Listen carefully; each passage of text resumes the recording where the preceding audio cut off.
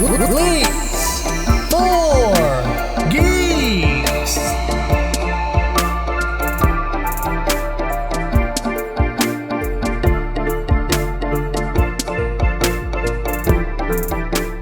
And it's time for the leaks for the geeks, the news for the dudes. All right. Well, I've got one for you guys. We're going to go straight to the Goodwill. Yeah, I know. I brought a different NYPD article last, and now I'm bringing up something with the Goodwill, and it's kind of like, Ryan, what are you doing? It's called the news, you know? Killing the gaming vibe, aren't you? Just going out to the public. Yeah. Community like gaming, guys. That's what we're doing here. This one is gaming related.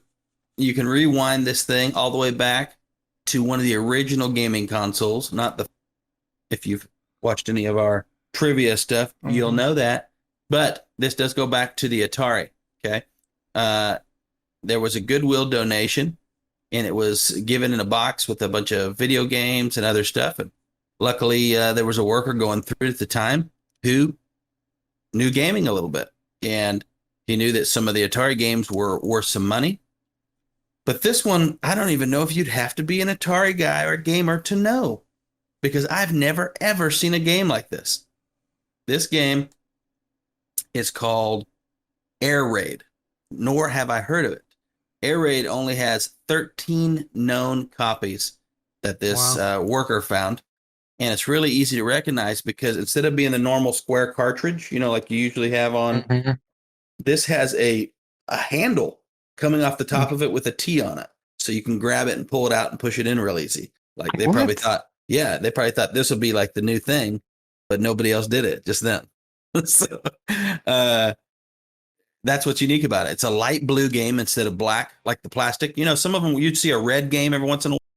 There might have been a couple green games, but most were black for the Atari.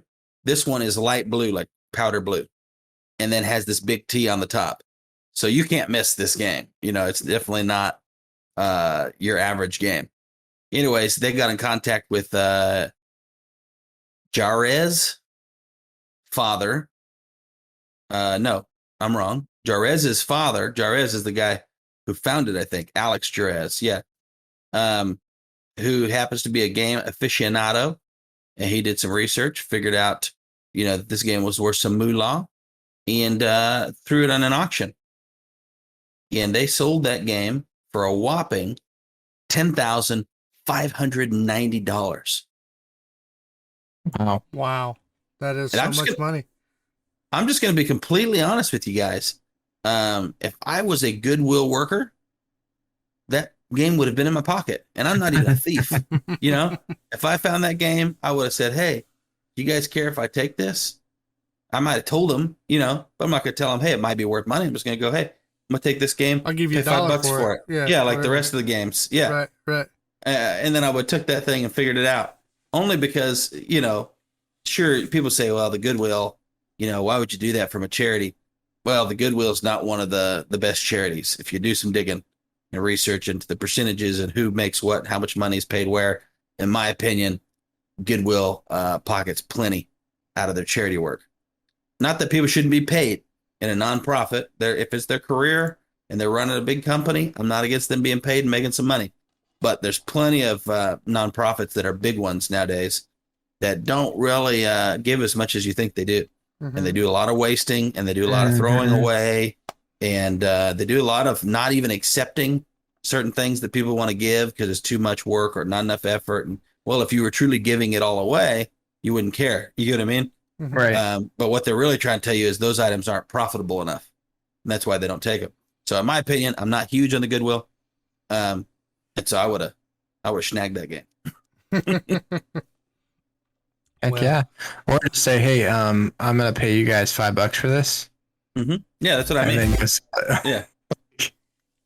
Yeah, I don't necessarily mean I would just pocket it, but I'd definitely be like, hey, you know, we always sell these for like $2 or $4 or whatever it is. Right. I'm going to buy this one. It looks interesting.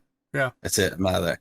Even if I didn't know, if I came across this game, I'm buying it for sure.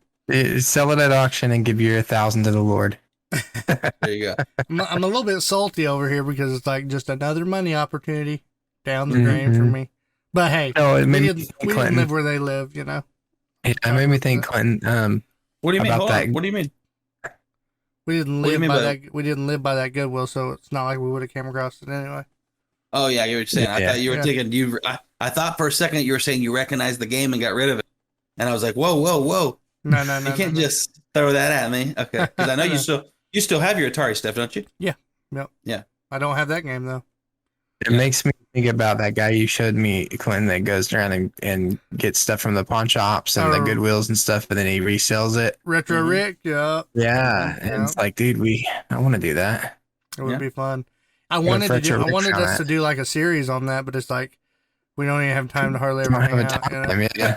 yeah.